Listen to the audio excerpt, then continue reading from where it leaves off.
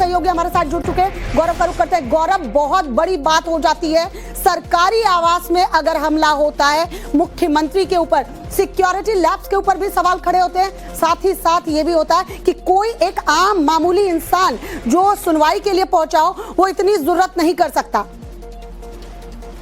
राजनिवास की तरफ लेना तो एलजी हाउस। गौरव, बिल्कुल देखिए, ये बात ठीक है कि जी बिल्कुल देखिए, ये बात ठीक है कि इतनी आसानी से कोई किसी चीज से हमला नहीं कर सकता, लेकिन चूंकि जो जन सुनवाई होती है, अगर उसका जो आप प्रारूप देखें तो उस प्रारूप में जो ये तरीका होता है कि आम लोग जो है वो अपने दस्तावेज, शिकायती पत्र लेकर जो है वो आते हैं और उनकी गेट पर चेकिंग के बाद उनको अंदर आने दिया जाता है। यहाँ पर जो हमें जानकारी मिल रही है वो ये है कि इसमें जो व्यक्ति था वो करीब 35 साल का था, हाथ में कागज लेकर गया था और जब वो नजदीक रेखा गुप्ता के करीब पहुंचा तो उसने अभद्र भाषा का न सिर्फ इस्तेमाल किया बल्कि रेखा गुप्ता पर उसने हमला करने की कोशिश की, और जैसे ही उसने हमला करने की कोशिश की उसको जो है वहां पर सुरक्षा कर्मियों द्वारा डिटेन कर लिया गया। ये कोशिश मात्र है, बाकी इसके अलावा चूंकि आप सीएम आवास में पूरी जांच होने के बाद अंदर जाते हैं तो ऐसे में किसी भी तरह की कोई चीज, हथियार या ये चीजें ले जाने की कोई भी संभावना जो है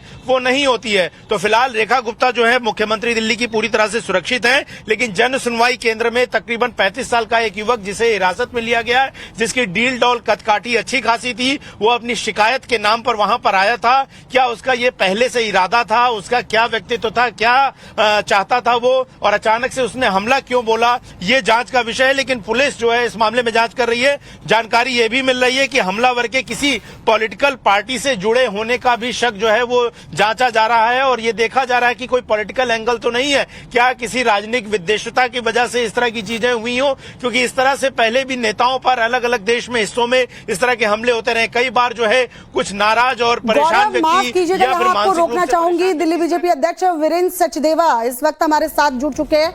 वीरेंद्र जी, क्या जानकारी मिल रही है? मुख्यमंत्री के ऊपर हमला हुआ, किसी चीज से हमला हुआ, धक्का दिया गया, फिलहाल वो कैसी हैं इस वक्त दिल्ली की जनता भी जानना चाहती है।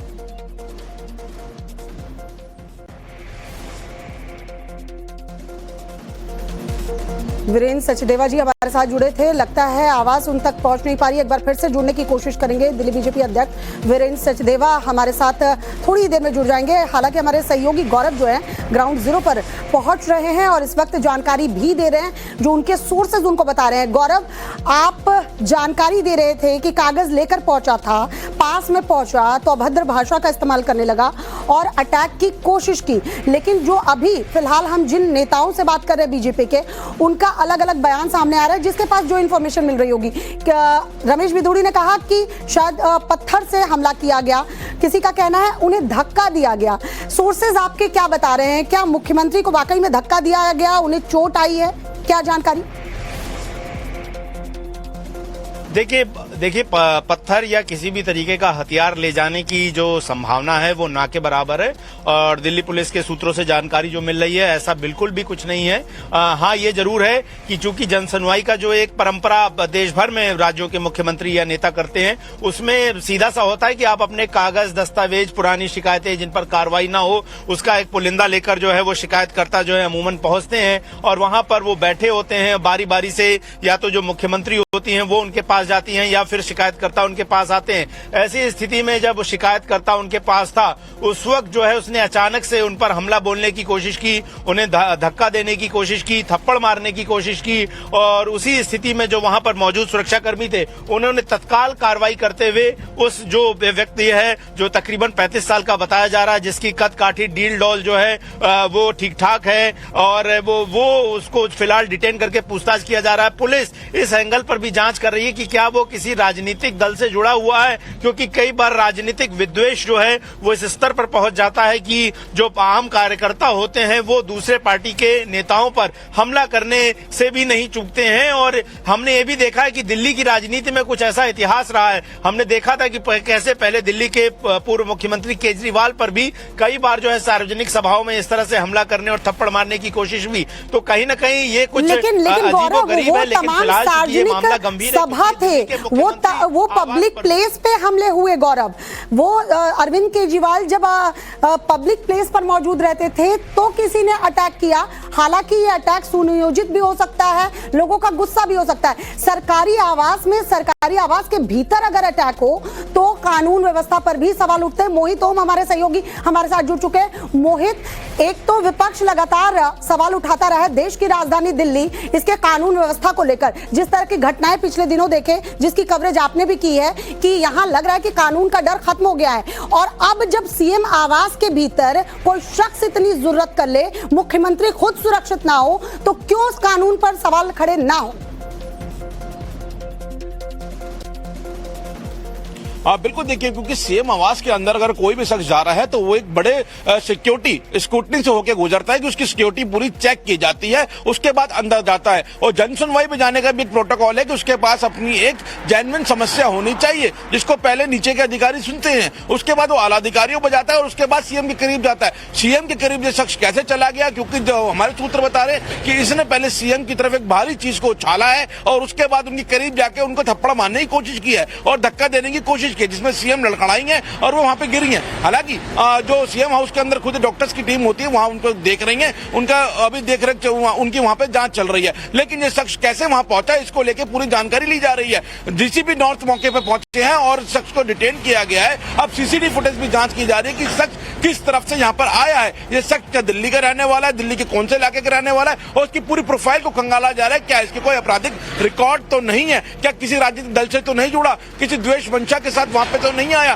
क्या अपनी जेन्युइन समस्या लेकर आया था, क्या इसके अपने कोई पर्सनल ग्रजेस थे। तो कई बातें जो हैं उनसे अब जांच की जा रही है। उसके बारे में बताया गया कि 35 साल के करीब का यह युवक है, अपने हाथ में कुछ दस्तावेज लेकर आया था और सीएम ऑफिस में जन सुनवाई के दौरान गया था। ये प्रत्येक बुधवार को होने वाली जन सुनवाई है जो साप्ताहिक होती है और दिन में एक बार की जाती है। इसमें सीएम खुद होती है, सीएम के साथ आला अधिकारी होते हैं और उनके साथ उनके कर्मचारी होते हैं और एक पूरे प्रोटोकॉल के साथ वहां पे शख्स अंदर सीएम हाउस के अंदर जाता है और अपनी समस्या को रखता है। और ये जन सुनवाई का मकसद एक ही है कि लोग जो हैं जो परेशान है विभागों के लापरवाही से या विभागों के अनदेखी से, उनको यहाँ से सख्त निर्देश दिए जाए और किसी भी शख्स को परेशान ना होने दिया जाए। इसका एक अच्छा मकसद है जिसके साथ जन सुनवाई की जाती है। लेकिन अगर इस तरीके की कोई हरकत वहां पे होती है सीएम हाउस के अंदर तो सवाल जरूर खड़े होते हैं सीएम सिक्योरिटी के ऊपर, क्योंकि सीएम सिक्योरिटी को लेकर एक अलग सा एक पूरा डिपार्टमेंट है जो सीएम सिक्योरिटी को देखता है। सीएम जब रूट पर निकलती हैं उनके साथ कौन सी सिक्योरिटी होती है, घर के अंदर अलग सिक्योरिटी होती है, तो तमाम तरीके की सिक्योरिटी जो है वो दिल्ली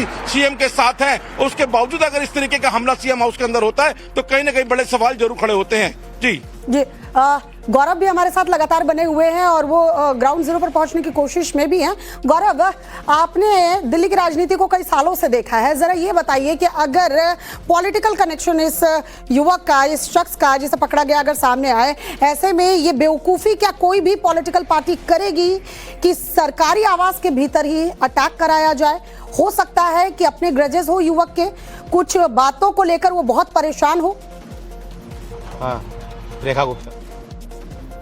गौरव, बिल्कुल देखिए, इस बात से इनकार नहीं किया जा सकता है, लेकिन बिल्कुल देखिए इस बात से इनकार नहीं किया जा सकता है और ग्रजेस हो सकते हैं, लेकिन ये कोई तरीका नहीं हो सकता है। लेकिन जिस तरीके से हाल के दौर में राजनीतिक कटुता जो है वो व्यक्तिगत कटुताओं में बदलने लगी है, ये उसका नतीजा है। लेकिन सवाल ये है कि जिस तरीके की ये घटना हुई है, अगर इसमें दिल्ली पुलिस की तरफ से लैप्सेज हुए हैं तो ये बहुत खतरनाक है। एक तो महिला मुख्यमंत्री, दूसरा खुद इतने सुरक्षा प्राप्त व्यक्ति, और अगर इस तरीके की घटना होती है तो जाहिर तौर पर सवाल भी खड़े होंगे। जो हमें जानकारी मिल रही है कि दिल्ली पुलिस के कमिश्नर जो हैं वो थोड़ी देर में ही रेखा गुप्ता जो कि मुख्यमंत्री हैं उनके ऑफिस कम रेजिडेंस पहुंचेंगे और खुद दिल्ली के जो पुलिस कमिश्नर हैं वो इस पूरे मौकाए हालात का जो है वो अंदाजा लेंगे, देखेंगे कि आखिर क्या लैप्सेज है। लेकिन ये बात तय है कि कुछ सुरक्षा कर्मियों पर आज गाज भी गिरना तय है, क्योंकि जाहिर तौर पर इसे लैप्स ही माना जा सकता है, क्योंकि जितने स्तर का सुरक्षा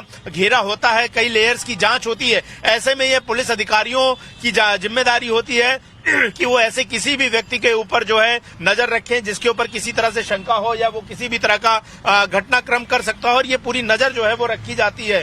और यहाँ पर जिस तरीके का घटनाक्रम हुआ है जाहिर तौर पर वो चिंता का विषय। और इस मामले में फिलहाल जो है खुद दिल्ली पुलिस के कमिश्नर जो है वो इस मामले में जांच करने के लिए उतर रहे हैं और वो देखेंगे कि आखिर इसकी वजह क्या रही, कौन है, और इस मामले में बड़ी पूछताछ होगी, क्योंकि हो सकता है कि इरादे इससे भी कुछ बड़े रहे हो और उसको वो अंजाम न दे पाया हो। इसको एक छोटी घटना नहीं माना जा सकता, ये एक बड़ी घटना है और ये बड़ी सुरक्षा में चूक है। और यहाँ पर अगर वहां पर मौके पर सुरक्षा कर्मियों में न रोका होता तो इसका अंजाम कुछ भी हो सकता था। ऐसे में एक लेकिन गौरव, आपने एक बात तो सही कही, जो सुरक्षा में चूक देखने को मिली है, इस चूक की वजह से आज सुरक्षा कर्मियों पर गाज गिरनी तो तय है, क्योंकि एक प्रोटोकॉल होता है। वो मुख्यमंत्री हैं और खासकर देश की राजधानी दिल्ली के मुख्यमंत्री हैं। दिल्ली से जो तस्वीर जाएगी वो अलग अलग राज्यों में जाएगी। देश की राजधानी में जो कानून व्यवस्था होगी वो अलग अलग राज्यों को संदेश देगी। और अगर सरकारी आवास में मुख्यमंत्री सुरक्षित नहीं है तो दिल्ली की जनता कहां से आप सुरक्षित रख पाएंगे?